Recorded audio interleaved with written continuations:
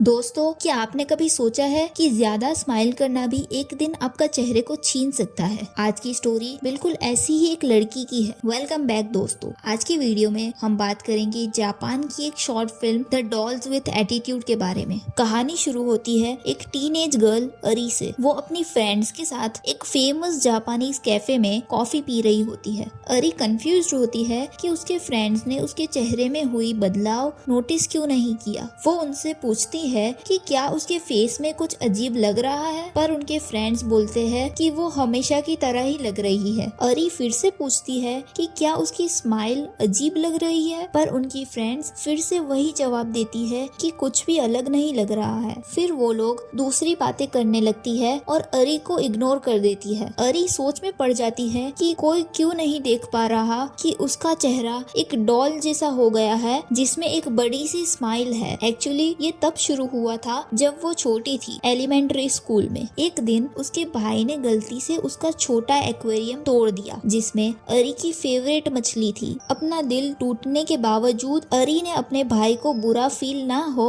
इसीलिए मुस्कुराते हुए बोला कि कोई बात नहीं, पर उसकी उस बड़ी सी स्माइल के पीछे उसने बहुत ही दर्द छुपा रखा था। उस दिन के बाद से अरी को लगने लगा कि सिर्फ स्माइल करने से सारे प्रॉब्लम्स सॉल्व हो जाते हैं। सालों तक वो अपने दुख को छुपाकर सिर्फ मुस्कुराती रही। लोग उसे बहुत ही काइंड और हमेशा माफ कर देने वाली लड़की समझने लगे, पर अरी को नहीं पता था कि ये फेक स्माइल उसका चेहरा एक परमानेंट डॉल बना देगी। एक दिन जब अरी शहर में चल रही होती है, एक आदमी उसके पास आके उसकी यूनिक स्माइल की तारीफ करता है। वो आदमी एक प्रोड्यूसर होता है और अरी को आइडॉल बनाने का ऑफर देता है। अरी पहले सोच में होती है, पर बाद में वो ऑफर एक्सेप्ट कर लेती है। फोटोशूट के बाद अरी की जिंदगी बदलने लगती है। उसका चेहरा एक बड़े से बिलबोर्ड पर लग जाता है। वो अपना पहला सिंगल स्माइल से डेब्यू करती है। कुछ ही दिनों में अरी सोशल मीडिया पर वायरल हो जाती है। अरी का हेयर कट और उसकी बड़ी सी स्माइल टीन्स के बीच ट्रेंड बन जाता है।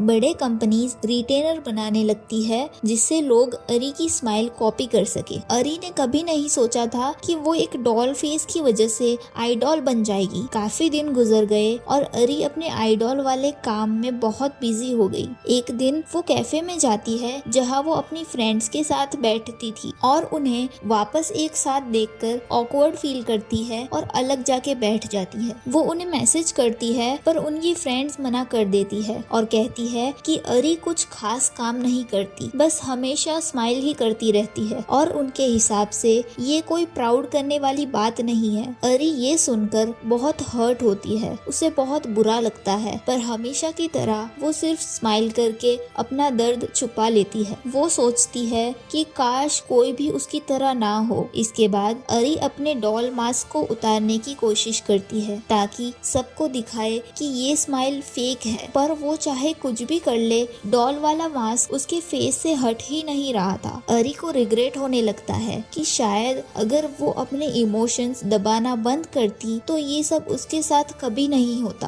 फिर प्रोड्यूसर का कॉल आता है और बताता है कि उन्हें एक नेशनल टूर का ऑफर मिला है। खुश होने की जगह अरी चुप हो जाती है। कॉन्सर्ट के दिन अरी बैक स्टेज खड़ी होती है जब उसे अपनी फेवरेट मछली की झलक दिखती है। वो प्रोड्यूसर को आगे जाने का बोलकर वही रुक जाती है। मछली फिर उसके सामने आ जाती है और अरी उसे माफी मांगती है कि उसने उसकी डेथ पर रोकर अपने इमोशंस एक्सप्रेस नहीं किए। मछली उसे माफ कर देती है और कहती है कि वो अरी का दर्द हमेशा समझती थी। अरी पूछती है कि क्या वो अब अपने रियल सेल्फ में आ सकती है। मछली जाने से पहले कहती है कि जब तक अरी अपने झूठ को तोड़ने की हिम्मत नहीं लाएगी तब तक वो अपने असली रूप में नहीं आ सकती। कॉन्फिडेंस से भरकर अरी स्टेज पर जाती है और वो मछली की बात मानने का डिसाइड करती है। स्टेज पर पहले ऑडियंस एक्साइटेड होती है, पर अरी माइक पकड़कर चुप खड़ी रहती है। फिर वो माइक से अपने चेहरे पर जोर से मारना शुरू कर देती है। ऑडियंस शॉक हो जाती है। अरी को पता चलता है कि डॉल मास्क के पीछे वाला उसका रियल फेस अब गायब हो चुका है। बैक स्टेज ले जाकर अरी चीख कर अपने फैन से कहती है